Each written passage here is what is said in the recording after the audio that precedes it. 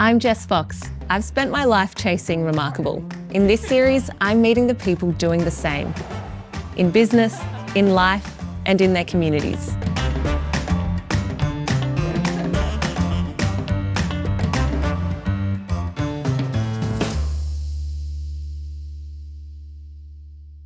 You may not have heard of Custom Fleet, but they keep a huge slice of working Australia moving. More than 110,000 vehicles, corporate fleets, ambulances, the trucks on city streets. With autonomous vehicles and EVs reshaping the road ahead, Raf Uy stepped in to lead what comes next and brought Grant Thornton in alongside him. Raf, welcome. Thank you for joining us today. Thank you for having me here.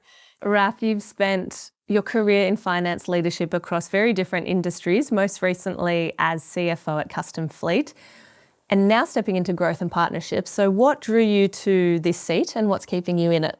Yeah, well, I think Custom Fleet's a fairly unique company. I've come from over 30 years background in large corporates, banking and insurance.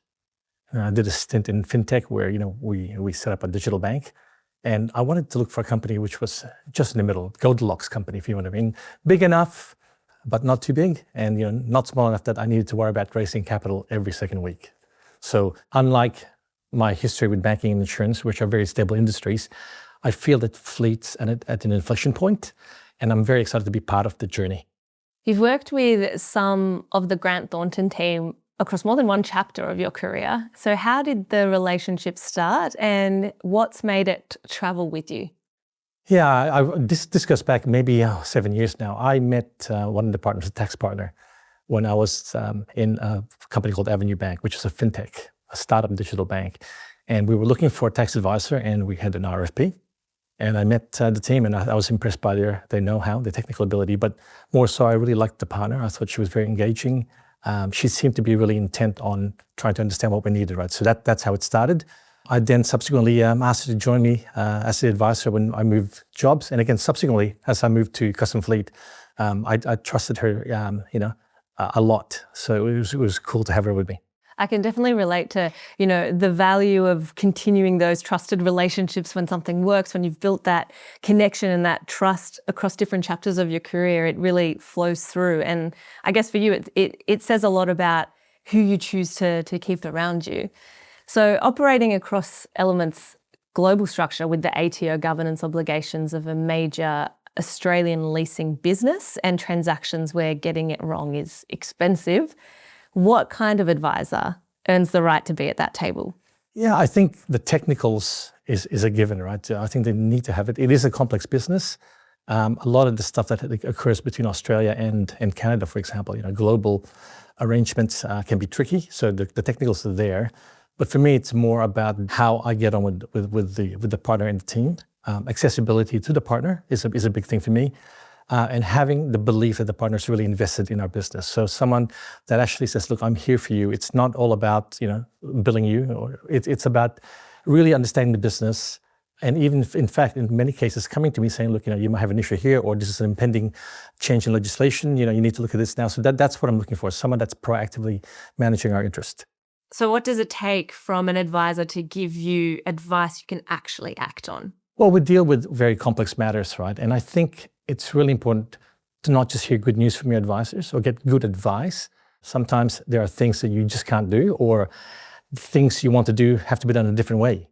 I think it's critically important to have an advisor who has a strength of character to give you the advice that you don't want to hear. And I think, my current relationship with the tax partner in GT is tremendous, right? I mean, there's a lot of trust in the advice she gives us. And I know for a fact that, she's acting in our best interest. And that really is a critical thing for me. You're reshaping Custom Fleet around what mobility looks like in 5 or 10 years. EVs, autonomous vehicles, mobility as a service. What does the next chapter look like from where you're sitting? Yeah, and this is part of the attraction of working in Custom Fleet or the fleet industry in general. I think it's at a point of inflection. I think that the future will look very different to what it is now. So at the moment, fleet management is all about how you use your fleet more efficiently. It's about things like, okay, where are my trucks, where are my cars? It's about reduction of costs. Mobility is different. Mobility is really about moving goods or people in the best way available, even if you're using things that you don't own. And I think for me, that could mean things like, using our assets, our vehicles. It could mean using public transport. It could mean using bikes and scooters, or in fact, even your competitors' assets, right? So it's really all about the journey. Thematically, I look at this as the move from fleet to mobility is all about moving from owning assets to actually coordinating the journeys. So owning to coordination, it's a move from focusing on the vehicles to focusing on the journey itself. It's the move from fixed decisions to real-time decisions. And it's really about more than just cost savings. It's about improving the journey. So fleet management is all about effectiveness of the current fleet. Mobility is about getting to move things or people in the best way possible. So fleet's not going to disappear, right? But it's just going to be, I guess, a piece of a larger puzzle. Adapting to this changing world. And we always ask our guests this when we finish off, but what does remarkable look like for you in your world? Remarkable. I guess happy customers. Doing our best for our customers, doing the right thing for our customers. I think for me personally, it's knowing that we've done our best to do that, make the customers happy, make the shareholders happy.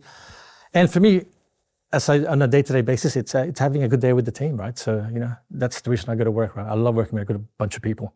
Raf, thank you so much for your time and for sharing with us, the future of fleet and the importance of having a great advisor around you. Thank you, Jess. I really enjoyed my time.